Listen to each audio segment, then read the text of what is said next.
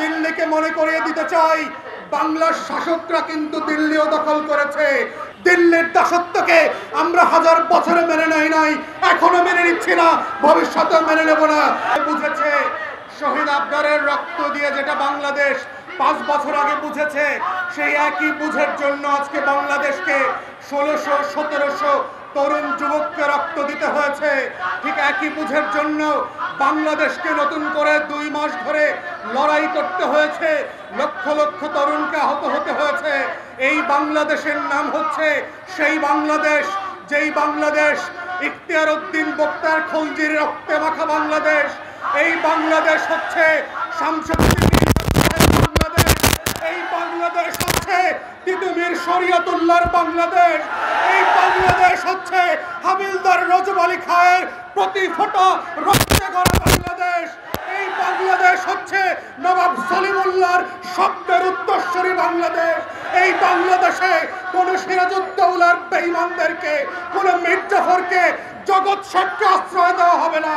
জুলাই আগস্টে রক্তের মধ্য দিয়ে আমরা বলে দিয়েছি, এসালামরা হচ্ছে এই বাংলাদেশের নতুন জগৎ শেখ, আওয়ামী লীগ হচ্ছে নতুন বাংলাদেশের জগৎ শেখ এবং মীর জাফর।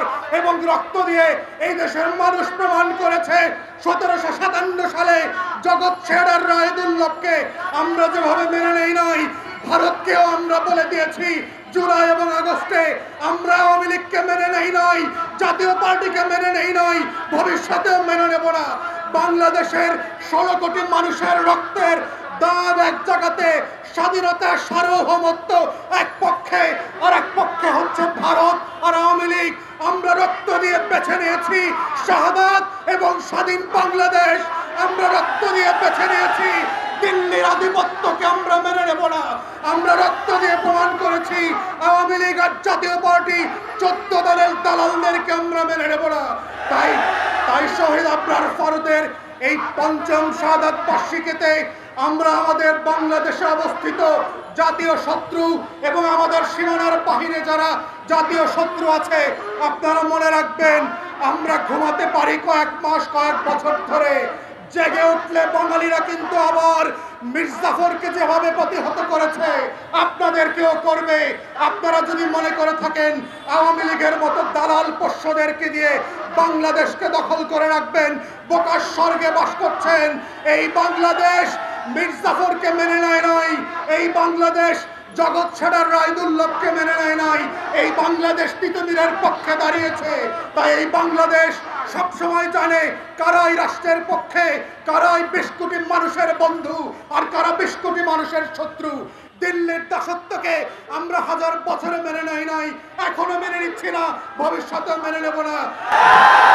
দিল্লিকে মনে করিয়ে দিতে চাই, বাংলার শাসকরা কিন্তু দিল্লিও দখল করেছে, ঘাটাইলে কিন্তু আপনারা বিপদে পড়বেন। তাই আমরা আপনাদের সাথে ভালো সম্পর্ক চাই, কিন্তু সেটা আমাদের স্বাধীনতা সার্বভৌমত্বকে বিক্রি করে দিয়ে না, সেটা দাসখত দিয়ে না, সেটা বাংলাদেশের সীমান্তে স্বর্ণদাস আর ফেলানির লাশ ঝুলিয়ে দিয়ে না, সেটা আপনার পানিতে বাংলাদেশে বন্যায় ঝুলিয়ে দিয়ে না, ডুবাইয়ে দিয়ে না। আমরা মর্যাদাজনক সম্মানজনক সম্পর্ক চাই। যদি সেটা করতে না পারেন তাহলে ভারত সবচেয়ে বেশি সাফার করবে, বাংলাদেশের কিছু হারানোর নাই, এটা আমরা বারবার প্রমাণ করেছি। তাই শহীদ আবরার ফাহাদ দিবসে একমাত্র বক্তব্য হচ্ছে বাংলাদেশের শত্রু কারা, বাংলাদেশের মিত্র কারা। নতুন করে বাংলাদেশ রক্ত দিয়ে সেটা আবার প্রমাণ করেছে। আবরার ফাহাদের শাহাদাত নতুন করে বাংলাদেশকে জীবন দিয়েছে। এই শাহাদাত না, এই বাংলাদেশের সাথে স্বাধীনতার নাম জুড়ে দিয়েছে। আবরার ফাহাদ হচ্ছে 2024 সালে নতুন করে তিতুমিরের বংশধর জন্ম দিয়েছে। আবরার ফাহাদ হচ্ছে নতুন প্রজন্মের হাজী শরীয়তুল্লাহ আর হাবিলদার রজব আলী খাঁ। তাই সেই শহীদদের প্রতি আমার সালাম এবং শুভেচ্ছা অভিনন্দন জানিয়ে আমার বক্তব্য এখানে শেষ করছি। সবাইকে অসংখ্য ধন্যবাদ। আসসালামু আলাইকুম।